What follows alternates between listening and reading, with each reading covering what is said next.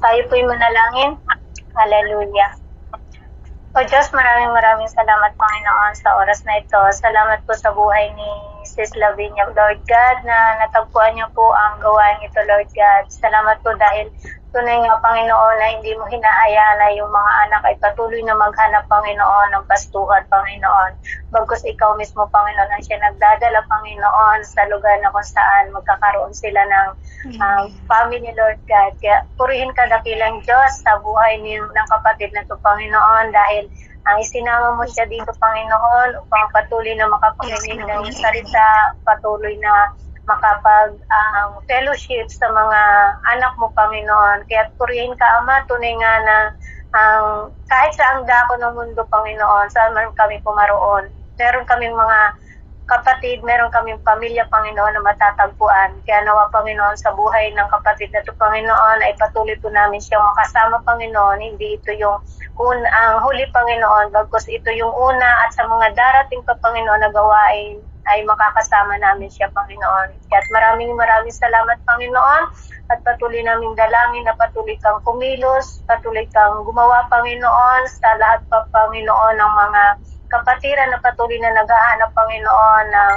pastuhan, Panginoon. Salamat, Panginoon, at patuloy mong ginagamit, Panginoon, ang platform na ito, Panginoon, kung saan dito kami makakatagpo, Panginoon, ng pamilya. Salamat po, Ama, at patuloy namin ibinabalik ang mataas na papuri, pasasalamat at pagpuri, Panginoon, sa pangalan ng anak na sa Jesus. Amen. Amen. Salamat po sa gabi nito, Panginoon. Thank you po sa buhay ni Mayan, Sugar, salamat sa kanilang mga buhay, Panginoon, na kung saan, even kay Narisa, Father God. Thank you, Lord God, sa faith, O Lord God, na ibinigay niyo sa kanila, Panginoon, despite sa mag-worry, kundi manalangin sa inyo, Panginoon. At salamat, Lord God, because you're the God who answered the prayer, Panginoon. Salamat, Lord God, sa buhay ni Mayan, na kung saan, Father God, na instantly, O Lord God, na na-heal niyo ang kanyang sakit, Father God. Salamat, Lord God, dahil alam ko po, through the faith sa kanya, Panginoon, sa kanyang pananampalataya sa pangalan niyo, Lord God. Siya, O Lord God, ay na-heal sa kanyang sakit na ito, Panginoon. At Lord, I pray, Panginoon, itong ginawa niyo sa kanyang buhay, Father God, na patuloy siya, Lord God, magtiwala sa inyo, Panginoon, sa pangalan ng anak ni Jesus Cristo, at patuloy siya, Lord God, na mag-grow, Panginoon. Ipakita niyo po sa kanya, Panginoon, great and mighty things, Lord God, sa buhay niya, Panginoon, na ikaw ang Diyos na talagang makapangyarihan, Panginoon. At salamat din ko, Lord, sa buhay ni Sugar, Panginoon. Thank you, Lord God, because sa couple na ito, Panginoon. Salamat sa kanilang pananampalataya. Salamat, Lord God, na ikaw, Lord God, nagpo-provide ng lahat, Panginoon. Salamat, Lord God, na sa daming na naranasan niya ito, Lord God, nariyan, O Lord God, ng kanyang pananampalataya, Panginoon, that she's never turning back to you, O Lord God. And thank you, Lord God, even sa kanyang nanay na nariyan, Lord God, na Regina na patuloy, O Lord God, na naniniwala sa inyo, Panginoon. You are the God who can do miracles, Lord God, sa buhay nila, Panginoon. At thank you sa buhay ni Sister Narisa, so wisdom and knowledge, Panginoon. Salamat, Lord God, sa kanyang puso, Father God, na kung saan, Lord, na everything, Lord God, na nararanasan niya, Lord God, dinudulog niya ito sa panalangin, Panginoon. Kaya, Lord, patuloy kayo, Lord God, na gamitin siya mightily pa, O Lord God, dito, Lord God, sa virtual, Panginoon. Salamat, Lord God, sa kanyang katapatan, Panginoon. At patuloy, Lord God, na offer pa ang talento na ipinibigay niyo sa kanya, Lord God, upang magamit dito, Panginoon, sa bawat isa ng mga kapatid, Panginoon. Kaya, Lord, salamat po, pinupuri ka namin, Lord God. Pinapasalamatan ka namin sa pangalan ni Kristo Jesus, in Jesus' mighty name. Amen and amen. Amen. Amen. Thank you po, Sis Rona. At ngayon naman po ay dadako na po tayo sa ating praise and worship. So, Sis Rita. Okay, natin ang ating mga bago. Ilan po yung bago natin? Pastor Anson, ilan po sila? Dalawa ba or dalawa? Sige po, tayo po yung umawit ng welcome song sa ating mga bago. Welcome mga kapatid. Sige po. Magandang gabi. Kamusta ang bawat isa? Welcome po sa ating Pinagpala po. Amen, amen. Salamat sa ating Amen, Pastor. Hallelujah. Welcome po kayo dito sa gawain. Ang atin pong church ay ang Filipino Language Christian Congregation. And tonight, ang particular na church na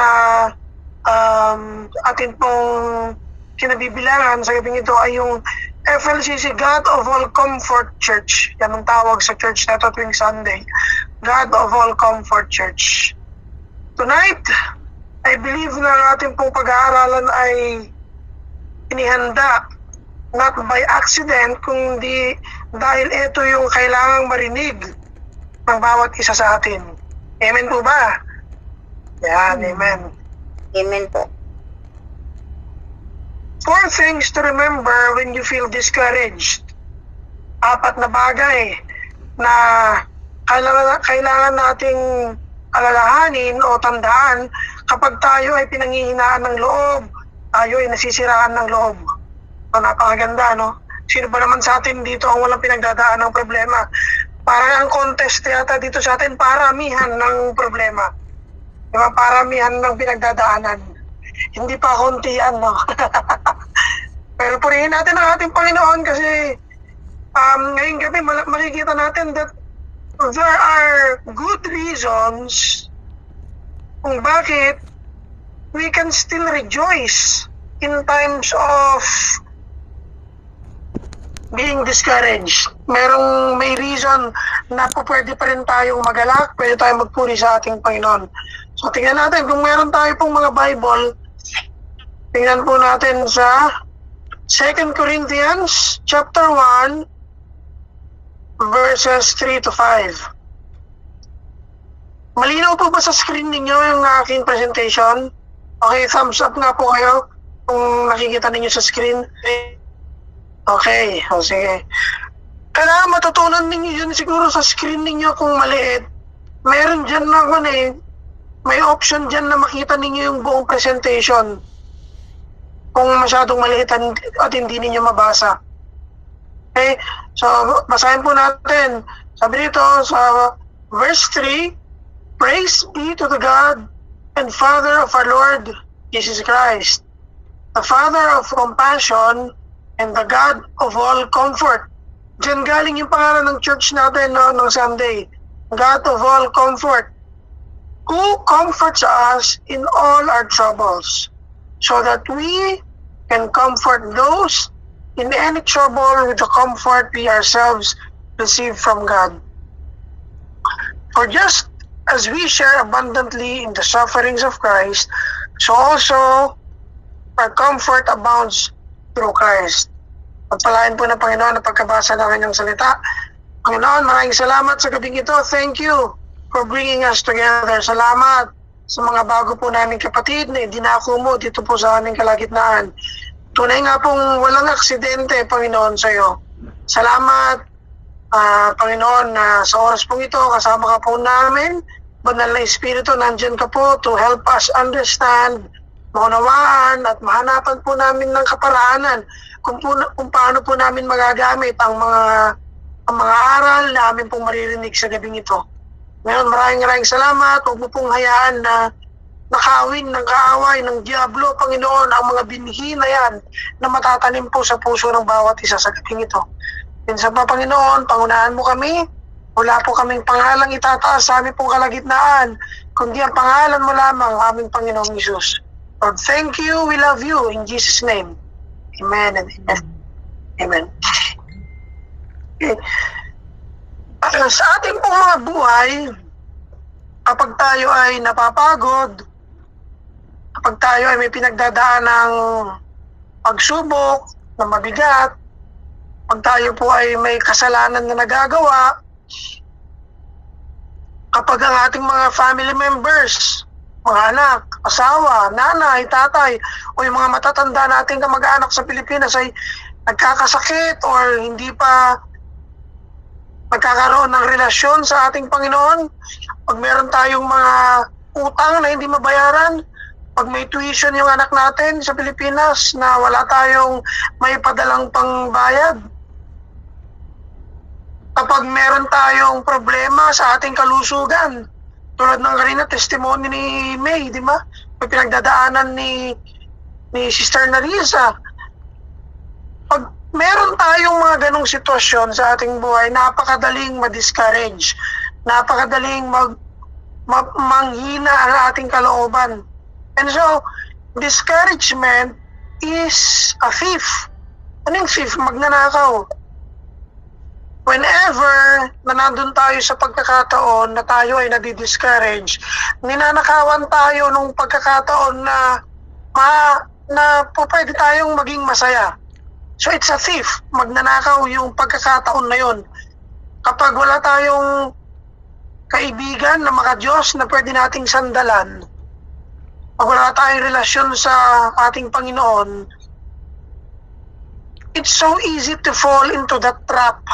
Yung trap of being discouraged.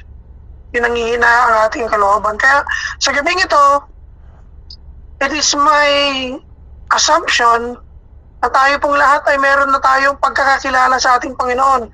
Meron na tayong relationship sa ating Panginoong Hesus. Okay? Otherwise, if you don't have relationship sa ating Panginoon, this message is also for you. Para alam mo kung ano yung wala ka. Para alam mo kung ano yung hindi mo nakukuha dahil wala kang relasyon sa ating Panginoong Hesus. So, kailangan makinig tayong mabuti sa ating pong pag-aaralan sa gabing ito. Okay? Number one ba yan? Masyadong mabilis yung kanga. Number one, be encouraged because God is a comfort of mercy and be encouraged because God is a God of mercy and comfort. Yan, yung nasabi sa number one. Yan yung dapat nating tandaan. Tayo ay magalak, tayo ay huwag panghinaan ng loob dahil ang Diyos na ating pinaglilingkuran, siya ang Diyos ng awa.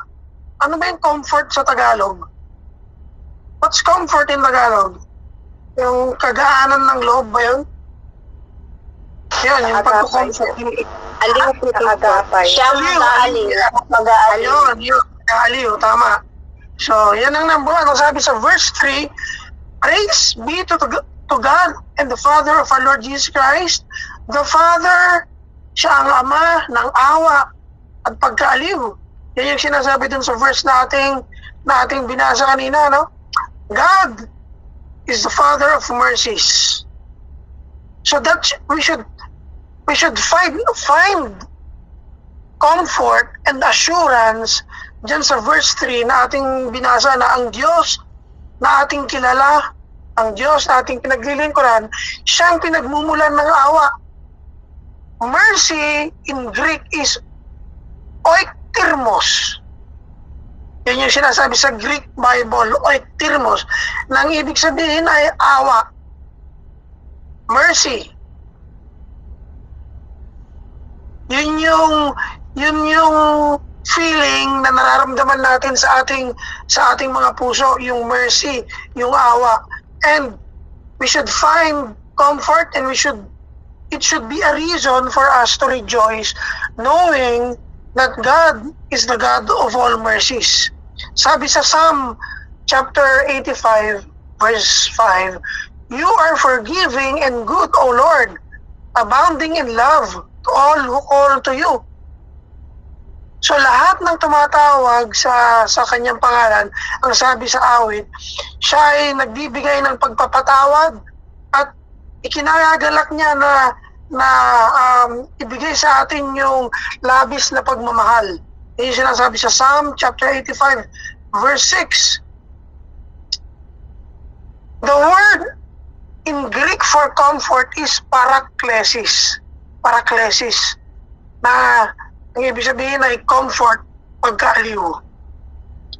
Mababasa natin yan sa John chapter 14 verse 26. Sabi nito, but the Comforter, which is the Holy Spirit, ang sinasabi sa banal na salita, no, ang Comforter, ang may trabaho niyan, ang banal na Espiritu. So whenever we pray na Lord, Holy Spirit, comfort us, so it is the job of the Holy Spirit to speak into our hearts. Kaya sabi nito, but the Comforter, who is the Holy Spirit, whom the Father will send in my name, He shall teach you all things and bring all things to your remembrance whatsoever I have said unto you. Remember na ang ating Panginoong Hesus, bago siya umakyat sa langit, sinabi niya na iiwanan niya sa atin ang banal na Espiritu para maging tagapag-aliw natin. So nandiyan ang banal na Espiritu. Yan ang kanyang trabaho para iparamdam sa atin na whenever we call to the name sa pangalan ng ating Panginoong Hesus, nandyan siya. Mararamdaman natin yung kapayapaan, yung ginhawa, yung kaaliwan sa pamamagitan ng banal na Espiritu. Pero tanong natin, how is the comfort received from God? Paano ba natin natatanggap yung kaaliwan? Paano tayo magkakaroon ng kapayapaan sa ating mga puso kapag dumadaan tayo sa mga pagsubok? Number one, it is by faith. Sa pamamagitan ng ating pananampalataya, pwede nating tanggapin yung kapayapaan na yan. It is by faith that we are going to receive yung pangako na yan ng ating Panginoon. Apart from faith, pag wala tayong pananampalataya, it is impossible to receive the peace coming from God. So it is therefore necessary na tayong lahat ay mayroong relasyon sa ating Panginoon. Remember, tayo bilang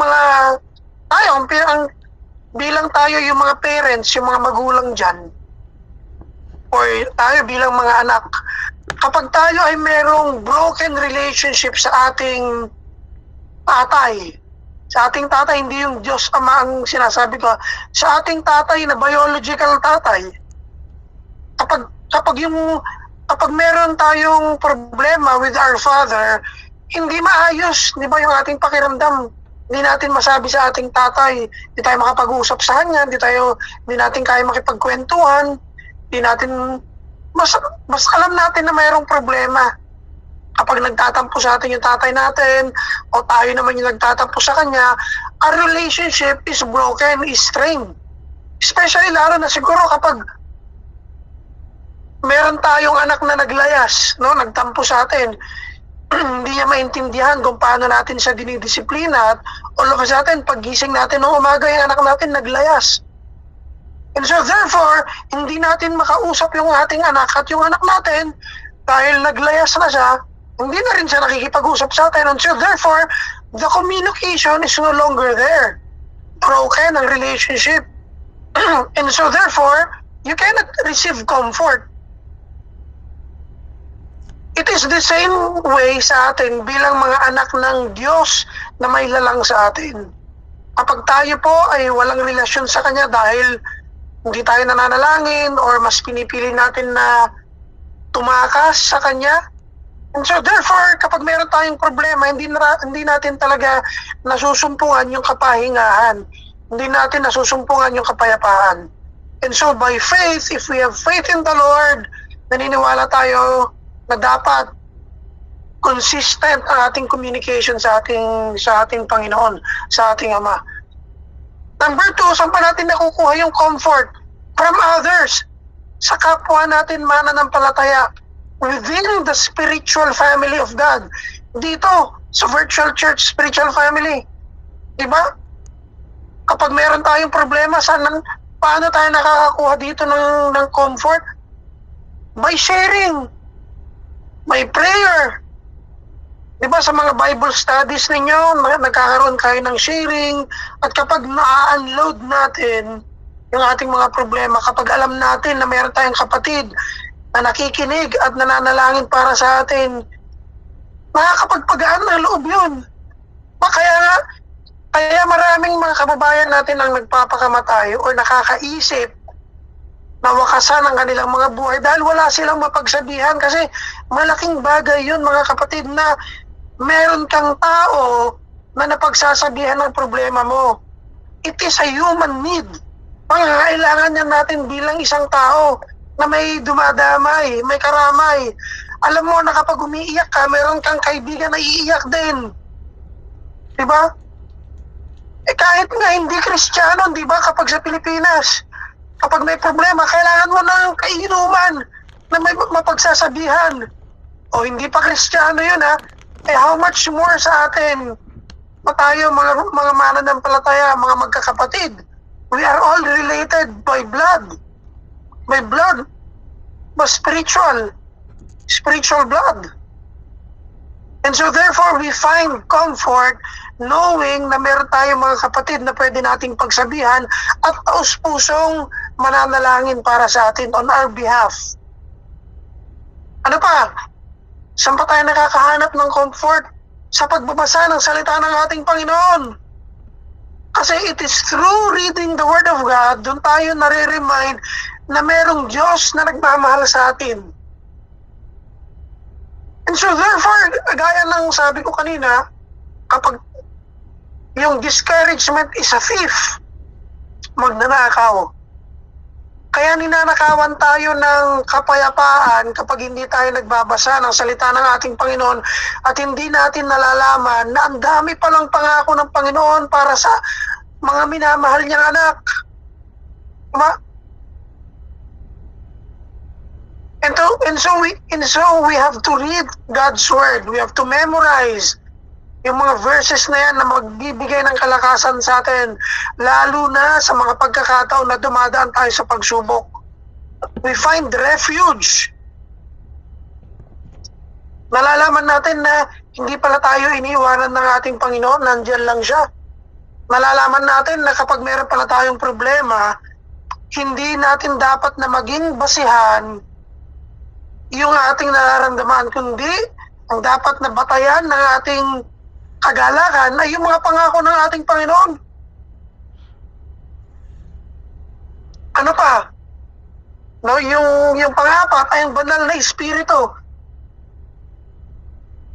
Pwede tayong kumuha ng kapayapaan knowing that the Holy Spirit is just there beside us. Ang banal na espiritu, mga kapatid, malinaw na sinasabi sa salita ng ating Panginoon na siya yung taga-interpret ng mga luha na lumalabas sa ating mga ta. Alam niyo ba yung ibig sabihin ng mga kapatid na imagine na nakikipag-usap ako kay Sister Rita na hindi ako nagsasalita, hindi bumubukas yung aking mga bibig, pero may mga tumutulong luha sa aking mata at si Sister Rita, yung mga luha na yon, alam niya yung ibig sabihin, nababasa niya. Yun ang role ng Holy Spirit, mga kapatid. That if we cry, kapag nakaluhod tayo at isinuko na natin, nandun tayo sa lowest point, nandun tayo sa pinakamababang sitwasyon ng ating buhay, ang banal na Espiritu yung nagbibigay ng tamang interpretasyon dyan para maintindihan ng Diyos Ama ano ba yung pinagdadaanan natin. So tandaan po natin yung apat na yan na po pwede nating pagkuhanan ng lakas ng loob. Pangalawa, be encouraged because God is there in your troubles. Sabi sa verse 4, because God comforts us in all our troubles so that we may be able to comfort those who are in any affliction with the comfort with which we ourselves are comforted by God. Ang ganda nito, no? Ang affliction, sa Greek word, ang ibig sabihin ay thlipsis, na pwede nating i-translate into malalim na problema, pagdadalamhati, persecution, burden, yung mga yan, yun ang ibig sabihin ng word na yan. Thlipsis. At ang affliction or ang trouble can come in many different shapes and sizes. Yung kapag meron tayong karamdaman, physical, yung health problems. So yan, affliction ang tawag dyan. Financial difficulty. Yung nag-iisip ka ng malalim na mga problema ka dahil sa pera. So yun yung word na yun, thlipsis. Bakit tayo nagkakaroon ng mga problema, mga kapatid? It is because we live in a fallen world. Wala na tayo sa paraiso, mga kapatid. And ever since dun sa Garden of Eden, nung kinain ni Eva yung prutas na yon, we have been submitted sa mga troubles ng buhay. Tayo ay hindi na naging exempted sa problema ng buhay. So whether we like it or not, whether you are a Christian or not, whether you believe in God or not, you will have to go through problems. Walang exempted. Okay? Subalit tayo sa gabing ito, kailangan nating maintindihan na bagamat ang lahat ng tao ay dumadaan sa pagsubok, tayo bilang mga tagasunod ng ating Panginoong Jesucristo, meron tayong kaibahan. Ano yung kaibahan na yon? Ang kaibahan na yan, mababasa natin sa James chapter 1, verses 2 to 4. Ang sabi nito, "Consider it pure joy, my brothers, whenever you face trials of many kinds, because you know that the testing of your faith develops perseverance. Perseverance must finish its work so that you may be mature and complete, not lacking anything." Ang sabi dito sa James, kapag ikaw ay tagasunod ng ating Panginoong Jesucristo, pag tinatawag mo ang sarili mo na tagasunod ng Panginoong Hesus, sabi niya dapat magalak ka. Dapat hindi ka nalulungkot, dapat magalak ka kapag dumadaan ka sa problema dahil alam mo na yung problema na yon ay hindi isang aksidente. Magalak ka dahil yung mga problemang pinagdadaanan mo ay pinayagan ng Diyos na pagdaanan mo para ka mas lumago sa iyong pagkakakilala sa Kanya. Di ba ang ganda? Ibig sabihin nun, alam ng ating Panginoong Hesus. God wants you to be strong. God wants you to be mature. God wants you to realize na kailangan mo siya. Yun yung paraan kung bakit tayo pinapadaan ng ating Panginoon. Lino, no? So sinasabi sa verse 4,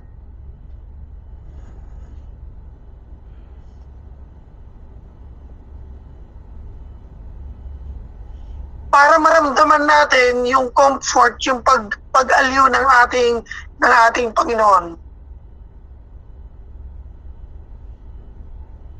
Para mas lumago ang ating pananampalataya. So yun lang, isang napaka-valid reason na yun na pagmulan ng kagalakan ng bawat isa. Knowing na kapag meron tayong pinagdadaan ng problema, all we have to do is kneel down and pray. Yun yung dapat na maging effect ng problema na pinagdadaanan natin, mga kapatid. The best way, ang sabi ron, the best position to handle problems is by kneeling down. Hindi nakatayo, hindi nakaluhod. It is from that position that we receive power. Kapag nakaluhod tayo, doon natin natatanggap yung kapangyarihan. Kapag nakaluhod tayo, doon natin nararamdaman yung kalakasan, yung presensya ng ating Panginoon. When we submit ourselves, nandun yung submission. Kapag umabot na tayo doon sa point na sinabi natin sa ating Panginoon, Lord, hindi ko na kaya. Ang bigat-bigat na. Hindi ko na kaya to. Please help me, Lord. Number 3, be encouraged because you can be an instrument of comfort to others.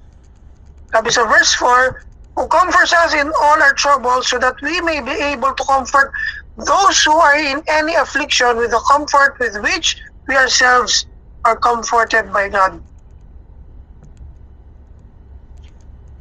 Ang ganda nitong number 3 na to.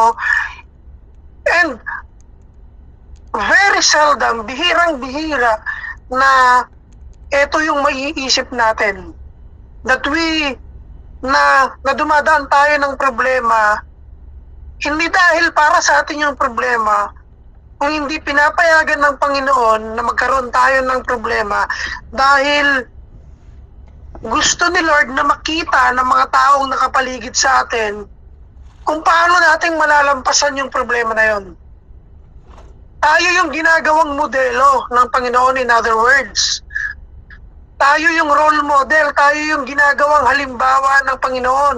Sinasabi ng Panginoon sa ibang tao, etong mga Kristiyano na ito, ilalagay ko sa inyong kalagitnaan para makita ninyo kung paanong malalampasan ng mga Kristiyano na ito, ang problema nito, by calling out to me. Naiintindihan nyo ba yun yung sinasabi ko na yun? Makikita kasi nila na tayo, ang kaibahan natin mga Kristiyano, when we have problems, hindi tayo yung nagmumura, hindi tayo yung nagdadabog. Kung hindi tayo, kapag meron tayong problema, nag-worship tayo. Kapag tayo mga Kristiyano may problema, lumuluhod tayo. Kapag tayo may problema, we say, Lord, thank you. Dahil nandyan ka. Yun yung gustong ipakita ng ating Panginoon sa kanila. Yung kaibahan, the difference. Otherwise, naiisip nyo na ba kung wala naman tayong kaibahan sa mga tao, wala pang pagkakilala sa ating Panginoon, di sasabihin nila na, bakit pa ako magsisimba, nakikita ko yung mga Kristiyano, kapag may problema sila, nagmumura din naman sila. Kapag may problema sila, nakitignan mo, hindi naman sila ngumingiti. Ang lalim-lalim, nangungutang din sila kung kani-kanino. Kapag may problema sila sa kalusugan, hindi na rin sila nag-church. Nakakalimutan na rin nila ang Diyos. Di ba? And so therefore, yung number 3, mga kapatid, we go through trials, and when we experience yung kapayapaan, when we experience yung kaaliwan, ang sinasabi sa atin ng ating Panginoon, yan din yung gawin mo sa kapwa mo na may problema. Huwag mong ipagkait yung pagkakataon, yung opportunity to share the goodness of God with others. Yan yung sinasabi dito sa number 3. Meron tayong responsibilidad para sabihin sa iba yung kapayapaan na nagmumula sa Diyos at kung saan meron tayong relationship.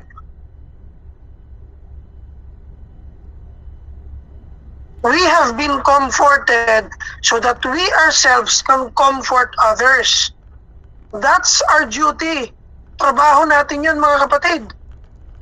And how can we comfort others kapag hindi naman tayo nag-i-invite? How can we comfort yung mga OFWs dito sa Kuwait kung hindi naman nila alam na mayroong Bible study na ganito? Kaya nga napaka-pursigido natin, no? I thank the Lord for every one of you na talagang sobrang pursigido sa pag-i-invite. And so ngayong gabing ito, yung dalawa nating kapatid, si Lavinia, tsaka sino pa yung isa nating kapatid.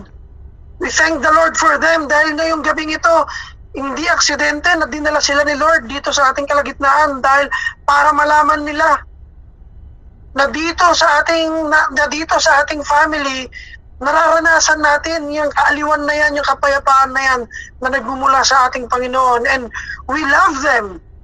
Mahal natin ang maraming OFWs. Gusto nating abutin. Gusto nating i-share sa mga OFWs dito sa Kuwait. Ayaw nating makita na mayroon pang OFWs na magpakamatay. Ayaw nating makita na may OFWs na nagsasuffer sa depression. Dahil wala silang mapagsabihan ng mga problema nila because we are here. Nandito tayo. Handa tayong magpuyat para makinig, magdamayan. We have 7 days in a week, mga kapatid. 7 araw sa loob ng isang linggo. Isa man sa araw na yan na meron tayong i-dedicate na makinig sa problema ng bawat isa, mag-pray sa bawat isa. Ano yun? Alam mo yun? Ang goal nating lahat ay umuwi, buhay sa Pilipinas. Hindi tayo nabunta lang dito sa Kuwait, kundi para kumita lang ng pera. Kung hindi, nandito tayo sa Kuwait, na habang kumikita tayo ng pera at habang nagpapadala tayo ng pera sa Pilipinas, tayo ay lumalago sa ating pananampalataya. 2 bagay ang na-accomplish natin habang nandito tayo sa ibang bansa. So wag nating sayangin yung pagkakataon na yan. God can bless us at the same time.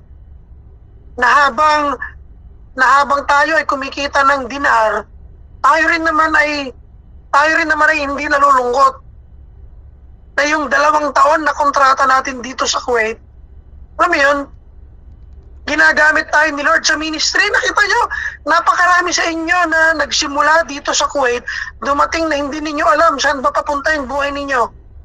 Pero ngayon nakikita ko, lahat kayo ginagamit ng Panginoon, and I rejoice na kayo yung nagpapaawit, kayo yung nag-MC, kayo yung nag-exhort, di ba? So yan yung goal natin, na tayo, marami pang mga OFWs talaga, yung makahanap dito sa virtual church at magkaroon ng relasyon sa ating Panginoon. And lastly, yung pang-apat, be encouraged because of the comfort you received from God comes through Jesus. Sa verse 5, for just as the sufferings of Christ are ours in abundance, so also our comfort is abundance through Jesus Christ.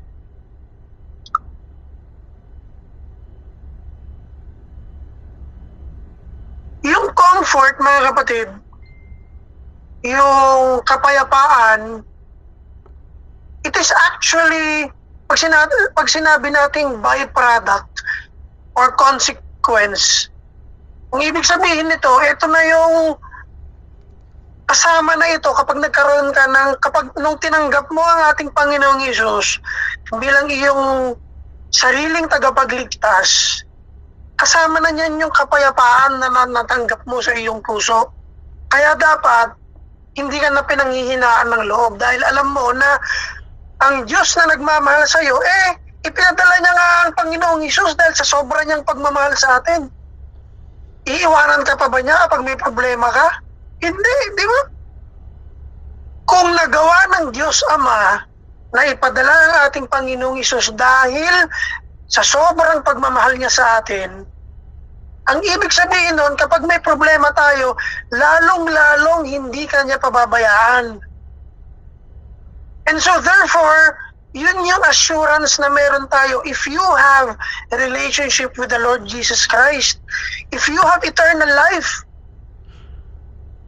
Kapag meron ka ng eternal life, dapat yung focus mo ay wala na dun sa problemang temporary lang. Kung hindi, ang focus natin ay nandun na sa pang-eternal na mga bagay. Pang walang hanggang mga bagay. Yun ay yung gusto mo nang mag-share ng salita ng Panginoon sa iyong kapwa. Hindi ka na nagfo-focus dun sa problema mo lang na pinagdadaanan, kundi mas nakikita mo na ang dami pang mga tao na mas nangangailangang makarinig ng salita ng Diyos. So, mas lumalaki na yung tingin mo sa mundo. Hindi ka na selfish. Hindi na purong ako na lang yung tingnan nyo, ako lang yung tulungan ninyo, ako lang yung may kailangan ng atensyon. Hindi na ganun. Kung hindi, mas nakikita mo na mas nakakaramdam ka na ng awa sa iba. Dahil yun yung nilagay ng Panginoon sa puso mo. Okay, so yun yung 4 na reason na dapat nating alalahanin whenever we go through difficult times. Whenever we pass through those moments na ninanakawan tayo ng kaaway, ng kapayapaan sa ating puso. Tayo po'y manalangin. Panginoon, marami pong salamat sa gabing ito. Maraming salamat dun sa 4 na lesson na amin pong natutunan. Natutuwa, Panginoon, kahit na hindi po kami exempted sa pagdaan sa mga pagsubok na yan, Panginoon. Thank you that you have given us reasons to rejoice. Thank you, Panginoon, na ang lahat ng bagay na yan ay iyong nababatid, Panginoon. And because of faith, Panginoon, dahil sa amin pong pananampalataya, nandun yung kasiguraduhan, Panginoon, na hindi mo kami iniiwan, hindi mo kami pinababayaan, Panginoon. Hallelujah. Panginoon, maraming salamat sa gabing ito. Alam po namin na may mga binhi na naitanim sa amin pong mga puso sa gabing ito. And before kaming matulog, bago kami matulog sa gabing ito, Lord, nawa, Panginoon, lahat kami ay may magpasalamat sa iyo, Panginoon. Magpasalamat na nandyan ka, na hindi mo kami iniiwan, hindi mo kami pinababayaan. Magpasalamat, Panginoon, na dahil sa iyo may kasagutan ng amin po mga problema. Na dahil sa iyo, Panginoon, hindi na kami dapat malumbay, hindi na kami dapat, Panginoon, makaisip na wakasan na amin pong mga buhay. Panginoon, Lord, thank you. Dahil sa kagalakan na yan, na nasa aming mga puso. Salamat, Banal na Espiritu, na patuloy mo kaming pinapaalalahanan, Panginoon. Lord, thank you. Mahal ka po namin. Ito po ang aming salamat panalangin sa pangalan ni Jesus. Amen and amen and amen. Ngayon, tayo na po idadako sa ating pong banal. At ito po ay kanyang pinagputol-putol. Siya po ay kumuha ito po ay kanyang pinagputol. Siya po ay nagpasalamat sa ating Ama na nasa langit. At binigay po niya sa kanyang mga disipulo. Ang sabi po niya, kainin niyo to bilang pag-alala sa akin. Gayun din naman po, nung natapos maghapunan, kinuha po niya ang kopa o ang saro at siya ay nagpasalamat po sa kanyang amang nasa langit at ibinigay po niya sa kanyang mga disipulo. Ang sabi po niya, ang sarong ito ay ang bago kong tipan na pinagtitibay ng aking dugo. Inumin ninyo ito bilang pag-alala sa akin. Tuwing kakanin ninyo ang tinapay na ito at inumin ang sarong ito, ay inaalala ninyo ang aking kamatayan at ang aking muling pagbabalik. So manalangin po tayo pa sa mandali. Panginoon, minsan pa kami patuloy na nagpapasalamat po at nagpupuri sa iyong kabutihan, Panginoon, sa bawat isa po sa amin. Amin pong inaalala, O Diyos, ang iyong pong blessing of salvation, Panginoon, 2,000 years ago po, ang nakaraang yung ginawa mo sa krus ng Kalbaryo. As we partake this bread and this juice, can it be that we nourish, O God, this blessing to each and everyone. We thank you. Bless mo, Panginoon, ang bread and this juice. In Jesus' name, Amen. Okay po, ang tinapay pong ito ay naglalarawan ng katawan ng ating Panginoong Hesukristo at nanasugatan, binumpok po, pinako sa krus. Kainin po natin ito bilang pag-alala po sa Kanya. Yan, kainin po natin ang tinapay. Yan.